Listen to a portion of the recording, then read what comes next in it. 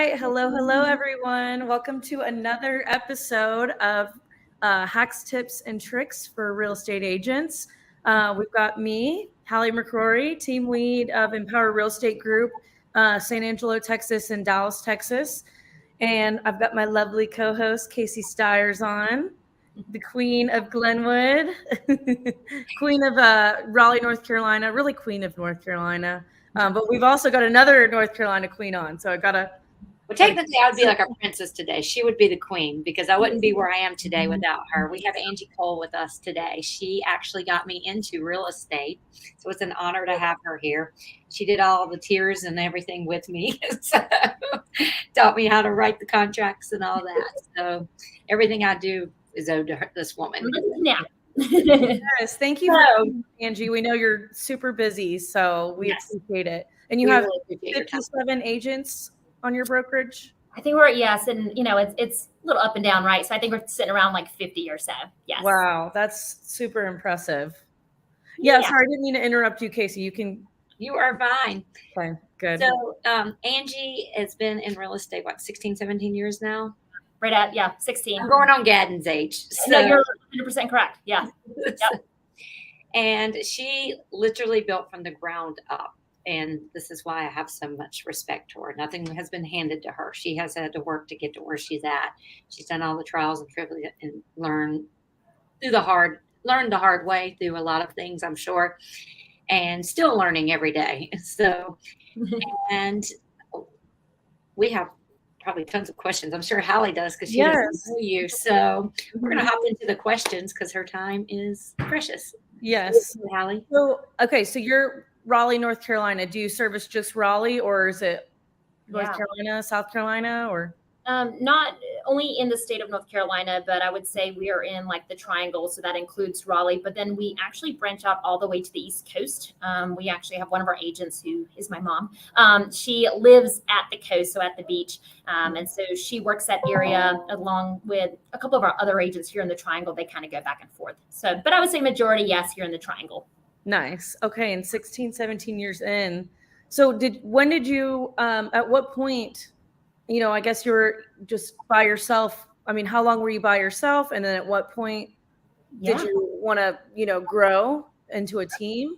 Yeah. So I got my real estate license when I was like 7-8 months pregnant with my oldest. And so that's, how we remember how long I've been in the business. But I would say one thing they never teach you as you're going through real estate school or never share with you is, hey, you need to have some savings.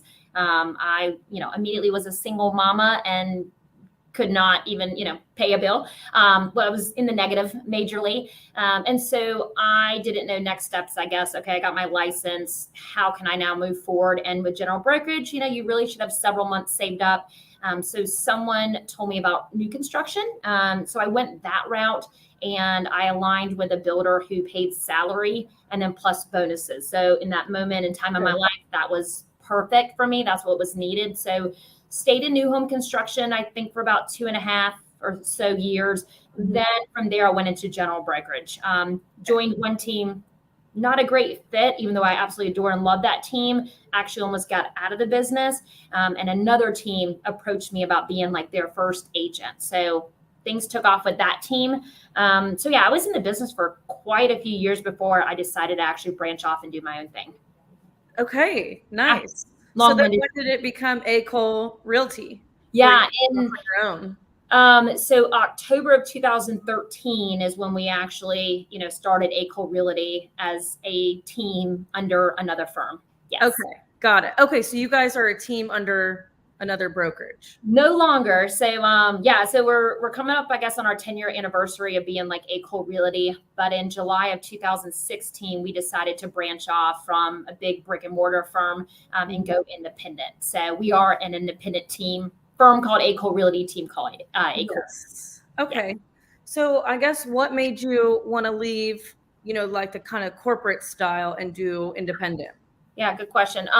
So, I mean, honestly, I love that company and I love a lot of the large firms, but just, looking at how we operated our business, where our leads were coming from, the money that we were kind of giving back, for us, it just didn't make sense. it didn't make sense. And so that's why we decided to branch off and do our own thing. It works for some people, for other people, it doesn't. And it's not, You're not knocking it. So, yeah. So, I mean, nothing negative at all about the previous firm I was with. It just wasn't for me. Right. Okay. So, can you tell me a little bit about your growth? Did you see yourself at this point having around 50 agents? I mean, was that your goal, or is this just kind of like not happened? Obviously, there's a lot of hard work, but I guess like what steered you to this direction? Yeah, I'm one of those people. Well, first of all, if you ask me, like, hey, what's like your 5-year goal? I have absolutely no idea. I'm just one of those people that like every year I always feel like we should be improving and doing better. And I feel like a way to look at that is kind of your transaction count, because naturally, if we are doing a great job for our clients as far as servicing them, they should always be coming back to us and we should get referrals. So naturally, we should be growing. And so I guess that has led into where we're at as far as agent count.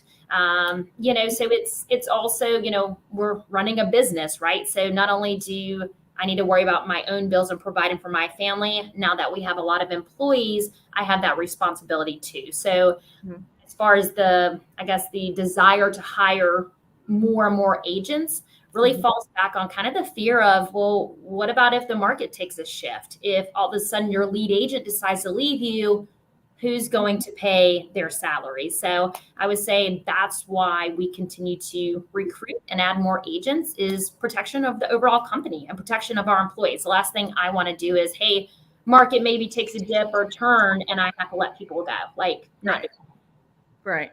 Yeah. Very interesting. So what does your, I guess, do you have salary employees as well as your 1099 contractors? Yeah. So we're hovering around like 15 employees. Wow. we have kind of the role of like a sales manager, our director of ops. We have a director of growth who's a recruiter. We have 3 closing managers, like transaction coordinators. We have 2 ISAs.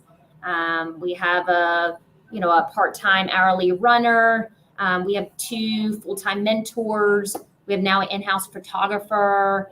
I feel like I might be missing someone. We have a listing. Wow, this is so impressive to me. Thank goodness. So it's just always like, okay, like focusing on leverage and, what am I doing on a day-to-day basis that I can hand off so I can put my focus, elsewhere? Or for example, like we just recently hired an in-house photographer at the end of 2022. And, the photographer we were using, fabulous, love him. I still send other agents his way, but as our business was scaling financially, it wasn't making sense. And it was like, wait a minute, we can bring someone in-house, save a lot of money for the company, and also probably get some additional services that we couldn't get from the other provider without spending more money. So it's always just kind of looking at the business as a whole and, how can we grow? How can we be smarter? Also save money and be more profitable as well. Yeah, absolutely. Sorry, I don't mean to take over the questions, Casey. Like, you're doing great. No, I'm just soaking it in because this is like where I want to be eventually.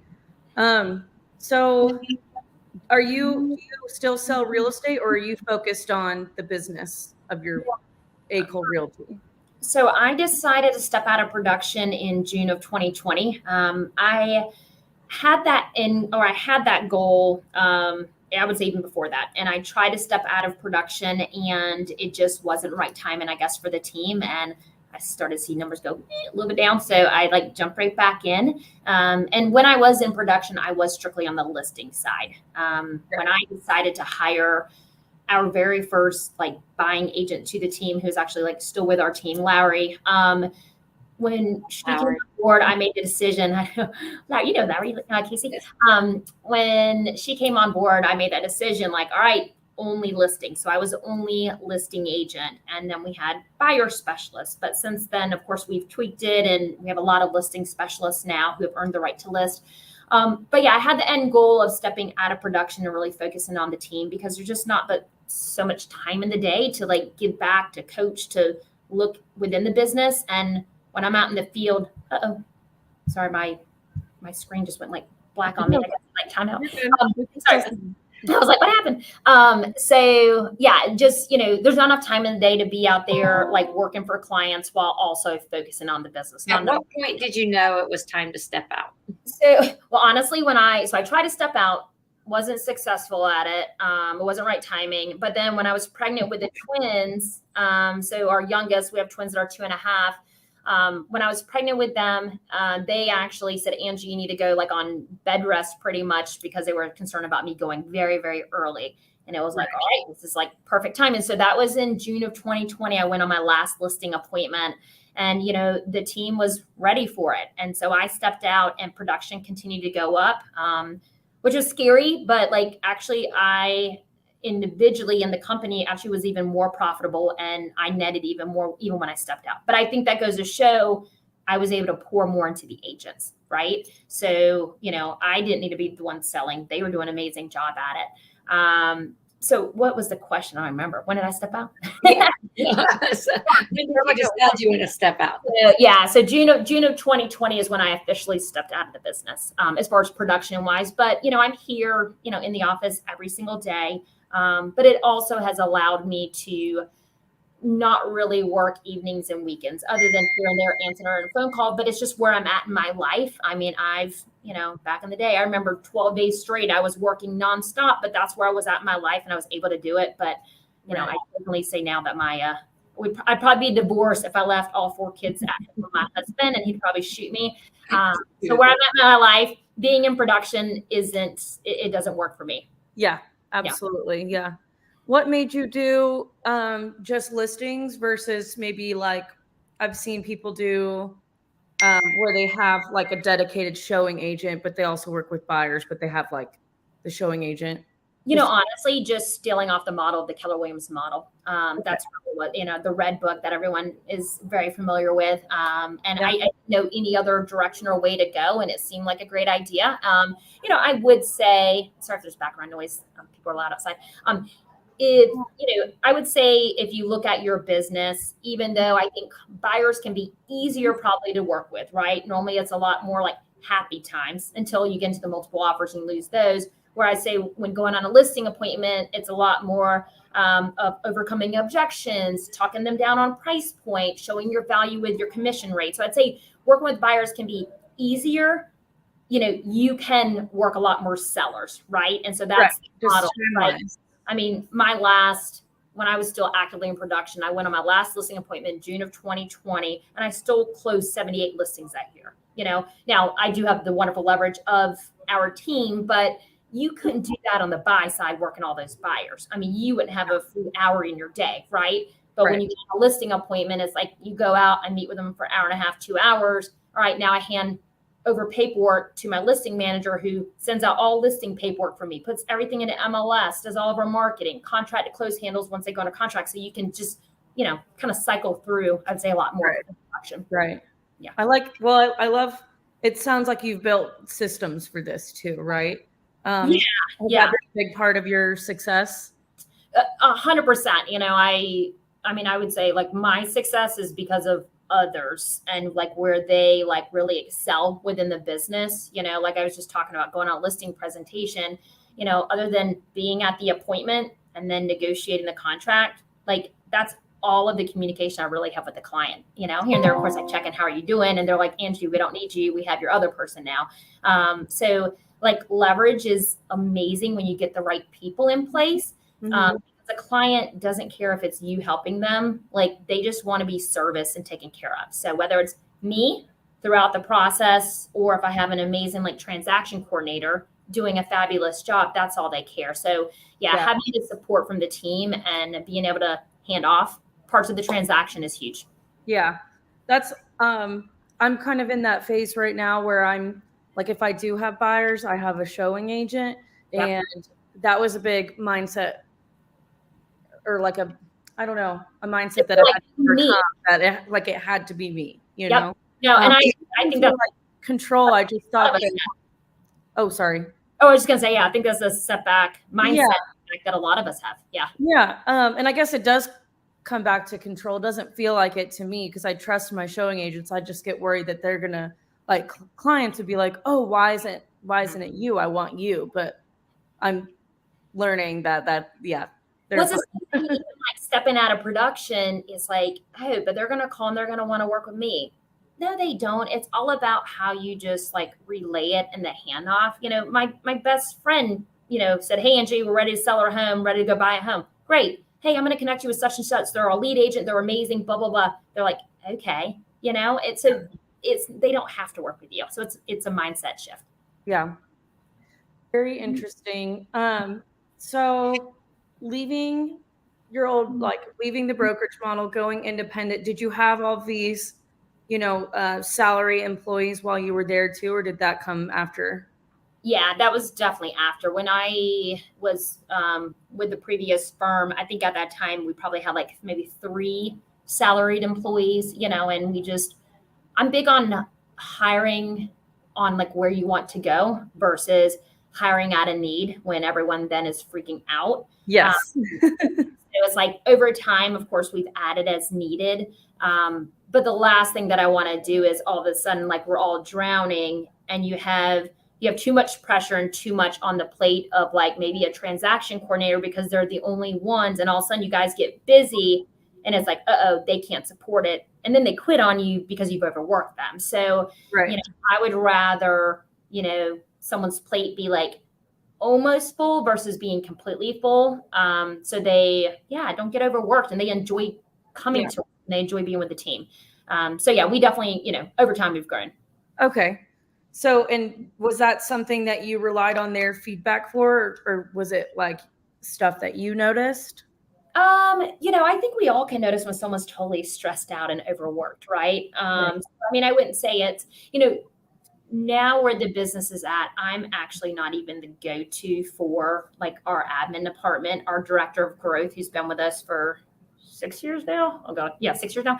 I mean, they really like, she runs it, but she at all time, she's checking in and she knows what their plates look like. For example, like closing department, like how many active contracts they have. And so I think it's just always just, keeping that top of mind and also giving your like employees like permission to say, like raise their hand, I need help.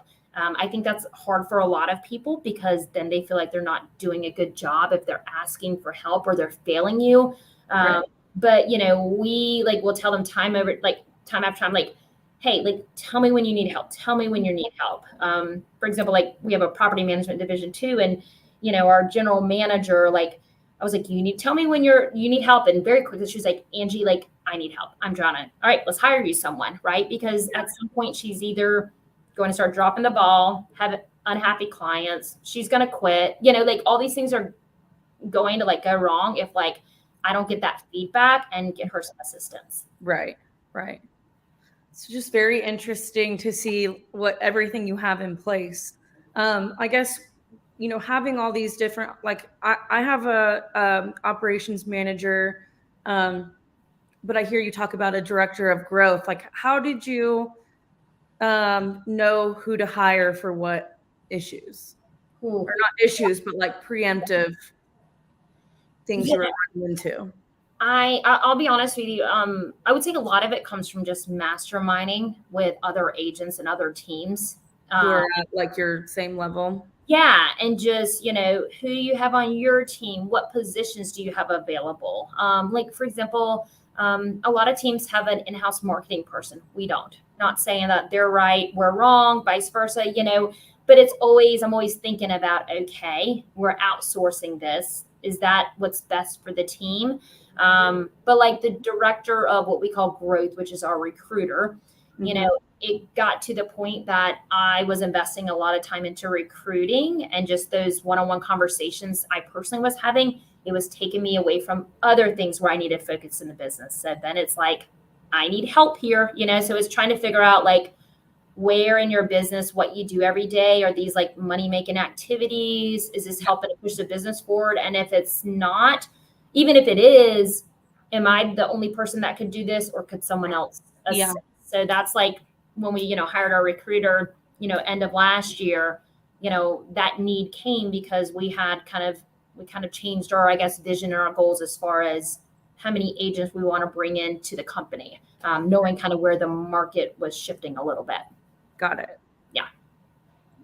Interesting. So do you plan to move into other markets with your branding? Like, do you plan to franchise down the road? Is that, I mean, you don't have to answer that. I don't want you to have to like reveal all top secret stuff. No, I definitely don't think like franchise per se, but I don't know. I'm one of those people, my wheels are always spinning, and that's something I actually need to pull back sometimes. I actually did a social media post about this recently. Just, I kind of put too much on my plate oftentimes. Like I looked at the last year and all of the new things I did, and I'm like, okay, this is crazy. And it's good.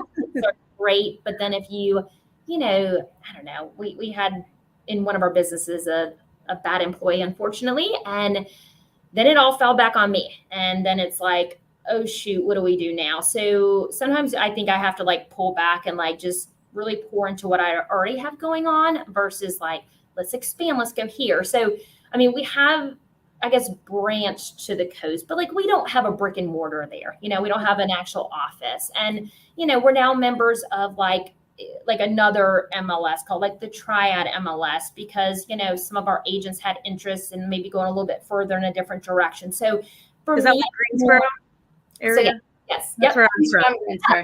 Yeah. So, I mean, but, are we really utilizing it much? No. So I'll still refer business to Kaylee. But it's just kind of like how can we support our agents? That's what's most important to me. So if there's a need and they're like, hey, Angie, like I could do a lot more business and fill their bucket if we did this. Okay, let's talk about that. So I don't have a big vision of opening here. No. Yeah. Well, you have a mentor that got you, like, helped you get started with all this? Or? Yeah. So, I mean, I've definitely coached with several different people. I personally right now, and I've been coaching with him for over like a year and a half now. I coach with John Sheplack. I also, we just hired Bill Pipes, and, I even under John Sheplack, like I'm a coach now for him under his Agent Academy division. So, I think what's important is like, when it comes to like finding like a mentor or coach, is someone who either is where you're at or where you want to go, or like has the resources to get you those answers. And so I've found that with like John Sheplack, it's just like, he used to be a sales manager back in the day. He's not actively in production, but the people that he coaches has opened doors where he's like, Angie, here, let me connect you to such and such. They'll give you those resources that you need. Or, hey, I've seen such and such do this, so let's do this. So, I think everyone should have a coach. Like, yes, just like you need a therapist, you need a coach. Yeah. You've gone through a few coaches, right? Yeah. So I have gone through all better because it's like I outgrow them. Yeah, exactly. There might eventually be one that you never outgrow.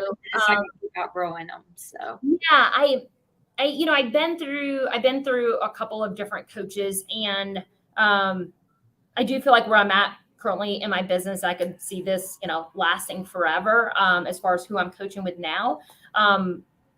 But I guess I'm also big on with coaching.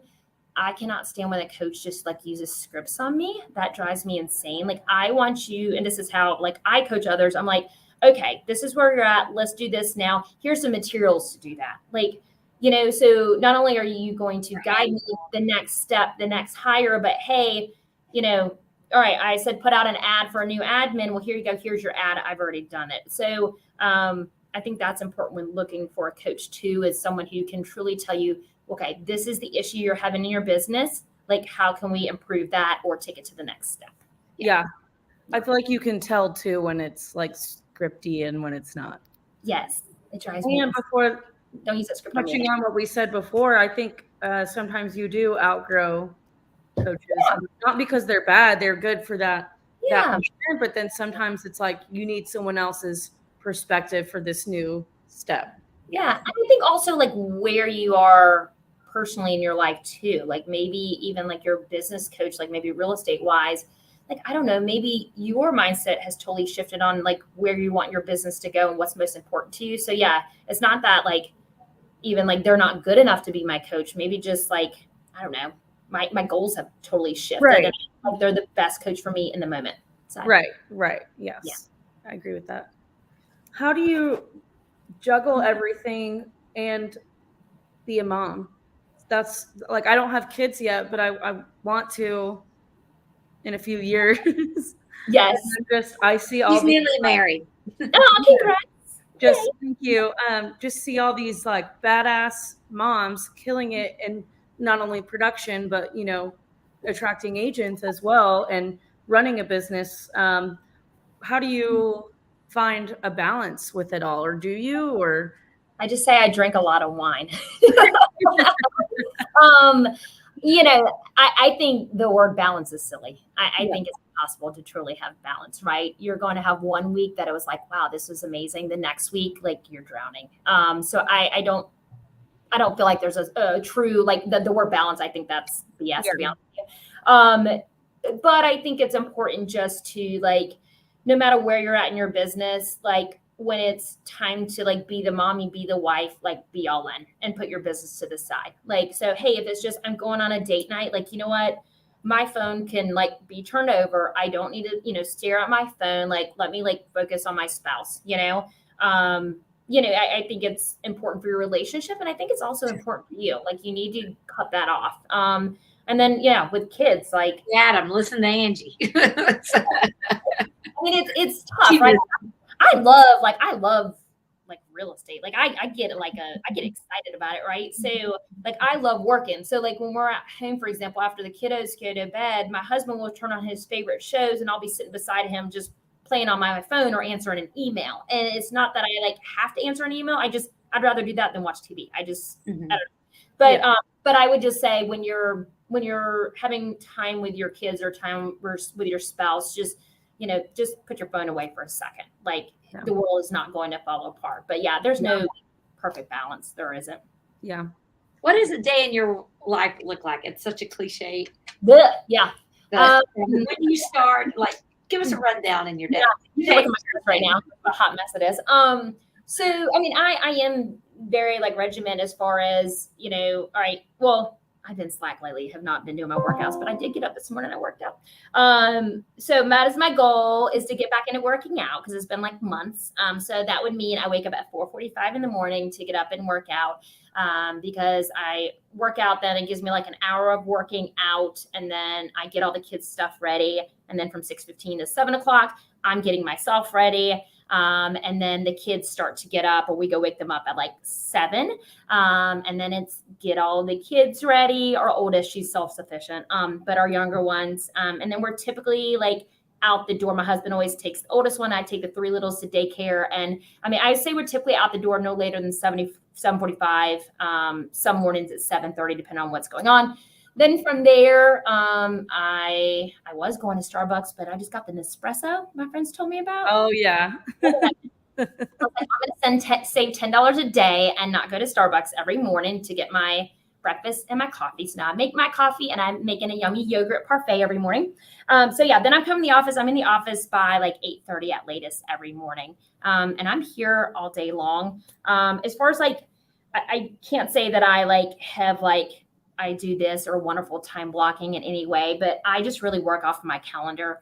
So like, for example, today, I had like a coaching call at 9 o'clock. Then from there, I felt like I had another like call. Then I had coaching for me. Then I had a leadership meeting. I had this. So it's like, I have certain appointments on my calendar, and then I just try to fit all the other stuff within. But I would say, if it comes to like real estate, so I'm not actively in like lead generating anymore, right? But if it's, if you're actively still in production, like lead gen either at the very beginning of the day, or I would actually block out and maybe call people between like 4 and 6, because I bet you a lot more people answer the phone. But get the stuff that you don't want to do out of the way in the beginning. I'm here typically until 5:30, and I'm probably the last mom to pick up the kids like at 5:59. And then I go home and, it's crazy chaos, dinner, let them play outside, put them to bed, and then I'm ready to crash on the couch. So I guess for the agents that are watching this that are wanting to build a team as well, what's your number one, tip, trick, hack for team building? Yeah. I would say when you get to the point that you're actively closing, I would say probably 25 transactions, you need to go ahead and hire your first admin. There's probably so many things you do throughout the day that could be handed off that you then could go and do even more transactions in production. And it's scary making your first hire. It's scary making your second hire. But if you like kind of break it down to a monthly basis of how much, they cost, right? Like their payroll. And what is that? Like, all right, I just need to sell one more home a month. Like, could they help me to sell one more home a month? And if they're the right hire, 100% they will, if not more. So I would say your first hire needs to be an admin. And then from there, an agent. And, I am big, and I haven't always done it this way, but I'm big on let everyone call all leads. I feel like we made that mistake in the past where it was more of like a round robin, of leads. And what happens there is, first of all, Casey, this goes back to when you were with the team. This is where I messed up with Casey because I missed out on a wonderful opportunity with Casey. We didn't have set expectations, right? Can I interrupt you real quick? Yeah. You remember what you said to me that day we met in your office? Oh gosh, I don't know. I didn't realize you saw in me something I didn't see. And you said, you got this. Yeah. It was somebody smaller. You're going to be fine. You'll be on your own one day. Yep. You can do this. And you told me, y'all are going to make me cry. I was crying and I was like, she's firing me. I got fired. But you know what? It was the best thing it could have ever happened to me. I know. Yeah. Well, I know. And I'm kicking myself because I'm like, dang, I lost a good one. But where just don't make me cry because I'll like, I know, I'm like crying over here. Yeah. So anyways, I appreciate it. But I messed up as a team leader because God, you made me cry. Because I also didn't set like clear expectations. And it took me a long time to get to this point that like in my mind, I had a vision of how many homes someone should sell, But the problem is I never shared that with you and never shared that with other people. So it's like when you do decide that you want to like grow your team, if that's the route you want to go, your goals are not someone else's goals. Correct. So I need to figure out what are your goals. And if they align with, I guess, our minimum expectations, how can I support you? Right. Because I can't read your mind. And just because I had this lofty goal, you might not have the same goal or in a completely different place in your life. So I think that's important when you're growing your team is to be very transparent on like what your vision is and also what the individual's goal is. And we changed, like I mentioned Larry, who was our first like agent on our team. When Larry first joined our team in like 1 year, she sold 50 homes. Larry now, when we have minimum expectations of selling 12 homes a year, and, Larry's completely fine with selling 12 homes a year because you know what? Like her family does wonderfully financially. They're good. She loves her personal time. She loves spending time with her daughter. She's just in a different place and that's okay. Right. But if I didn't share what the minimum expectation was, Larry would probably be fine on our team selling 5 homes a year. Right. Like because she's in a different place where that's not what's most important to her. So it's about being like transparent, open, and about what my goal and visions are and what yours are. Yeah. So do you, when you hire someone, do you have like a Cole Realty Bible? Here's everything you need to know. That's honestly something that you're always growing and learning, and changing up things too. That's our new thing. We're about to roll out like a listing playbook and a buyer playbook. Now we do have a very strict onboarding process. But we're about to even add more to that. Of course, we have like a handbook for the company, but we're actively improving that. But yeah, when you do join our team, we do run you through like a 3-week onboarding. That's pretty like you have to work full time or you wouldn't get through it. But it's giving you everything in real estate. And really all it is, Casey, back in the day when it's like, I sat with you one-on-one teaching you everything, right? Well, we just recorded that, on like Zoom or Loom, and we created all these additional like homework pieces and to-dos. And so now it's all self-paced. So I don't have to sit there for a week one-on-one with someone teaching them the same thing I just taught the last person. So Okay, got it. Yeah, I use Loom a lot. yeah. Yeah. We're big Loom users. Yes. So I mean, as a business owner, you kind of have to be like, how did you get your finances organized enough to be able to make decisions on hiring, whether it be, agents or full-time? Yeah. Like, what did that look like? I mean, were you organized with it from day one? I just feel like this is a common trend with real estate agents, that they're like not good with handling the finances. Yeah. Well, and there's a lot of agents, a lot of teams that they might sell a lot of homes and they're not profitable at all too. Right. It might sound great, but if you actually look at their P&L and their financials, like they're making no money. And so then it's like, well, why are we doing this? Right. So, I can't say that I have always been good at the finances. But now I am, as far as just looking at my numbers. So what that means is like either you personally or your CPA drafts like a P&L and it breaks it down. Like we have, probably like 40 categories of like this, and this. So you can see like, okay, where are we spending? What's making us money? What's not? It's also being really focused on like your lead sources. So first of all, don't spend money until you have the money. I mean, I would say like with our team, like majority of our business came from social media in the beginning. Like there was not $1 spent. Okay. Like there's go out there and door knock, go host an open house. Like you do not have to spend money to be successful in real estate. It's only once you have the money to spend, then you can start playing with it a little bit. Hey, maybe I want to do Google local ads, pay-per-click, Zillow, realtor.com, whatever it might be. So you need to know where you're spending, and you also need to know the lead sources that are closing. Because, for example, realtor.com, we spend with them not as heavily as what we used to. One year, we were majorly profitable. Next year, we were actually in the negative. It's not like our agent, we didn't change anything. It's just maybe the quality of the leads changed. Mm-hmm. 1 year we killed it off of postcards. Very next year, couldn't sell a single home off of postcards. I don't know why, so you have to always be like evolving. But yes, knowing your numbers is super, super important, especially if, hey, maybe the market like shifted a little bit and sales are tougher. What can we tweak? For example, we no longer put under contract riders on a for sale sign. Seems so simple, right? But it was costing us $30 every single time the sign company went out to put an under contract rider on there. So every single listing, I saved $30. So it's like, knowing your stuff and knowing what you're spending on, what's making you money and not making you money is important in any business. Right. How small or large you are. Yeah. Oh gosh, that's really good. That was a good nugget.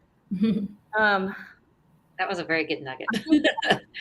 I'm trying to think I made that mistake. Listen to me on that one. I mean, when my assistant or admin person came on, I talked to Angie. Actually, I called her. I was like, "How do I pay her? Because this is not working this way." And with my first one, then my second one, it was working, but I couldn't get her to come to work to save my life, and she was making money regardless. And so now we've gone to hourly, like you said. But where was I going with this? I'm juicing, so my mind's all over. The map. So speaking of social media, I'm going to follow you right now. Almost 13,000 followers on Instagram. I haven't looked at anything else. This is my favorite platform. So, it sounds like you're doing a lot of different types of lead generation as a whole. Mm-hmm. When you mentor other people, are you telling them to go kind of the social media route, or is it just kind of depends on where they're at in their business? Totally where they're at in their business. So like when I always do like a discovery call, is my first call, and it's all right, let's talk about your business. And I ask them a bunch of questions, where are your leads coming from? What's your best lead source? So we really dive into what they're currently doing. And then from there, it's like, let's pick it apart. But one thing you mentioned, like social media, like the first thing I do, even before hopping on the discovery call, I'm pulling up their website, I'm pulling up their Google business, making sure one of those exists, looking at their reviews, and then looking at their social media. Because those are things that they can do for free that we can help to improve their business. So yeah, I am giving them guidance on those platforms. Because not everyone has money to spend on leads, and that's okay. So like, let's talk about other avenues. So, but yeah, I mean, social media, it has gotten definitely saturated, right? I feel like back in the day, like I was the only one on social media, and I got all this, I'm not doing anything special. But people still find you on social media, so you need to stay active and present on there. Okay. Yeah. I love it. Is Instagram your favorite platform to use, or? I cheat the system, and anything that goes on Instagram automatically goes over to my business profile. Yeah. Or at least when we have like a marketing company, when they post, it does, and then I can decide what I put on my personal. But so I don't know that I have a favorite one. I like Facebook and Instagram. I would say those are definitely my top two. I haven't learned how to TikTok and all that stuff yet. I mean, I have some others.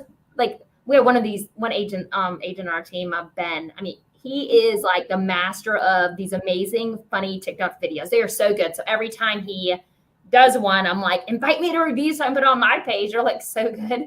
Yes. So we can't all be great at everything, but yeah, I'd say Instagram or Facebook. I'm learning. Yep. I know. And I'm like, YouTube, there's so many. Yeah. And then I just heard about a new one this week called Lemon 8. Oh, see. So there's a new one coming. I'm like, great. Every day I feel older and older, especially when I'm like talking to my 16-year-old and I'm like, think I'm being cool. And she's like, nah. This is so me. And I'm only 28. Like, oh. Yeah. It's crazy. Yeah. Old school for sure, in their eyes at least. Well, gosh, you're so impressive what you've built. And like Casey said, from the ground up, like nothing was handed to you. It's very impressive. I mean, and just everything you've shared, I can tell you have an attitude of the collaboration over competition. 100%. So thank you for that. Yeah. No, thank you.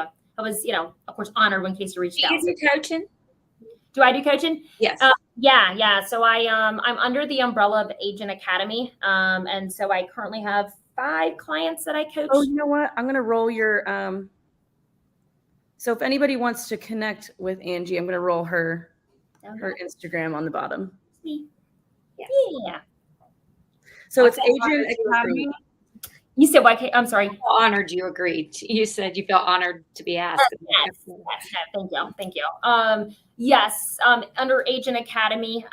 So but I do, coaching with, I have 2 girls in Florida where, when I first started coaching with them, they had 6 pending contracts, their team, and now they're sitting at 40 pending contracts. Yeah. So I do some, agents that are just independent, just themselves, individual agents. So all different, I guess, levels of coaching. So it's fun. Yeah.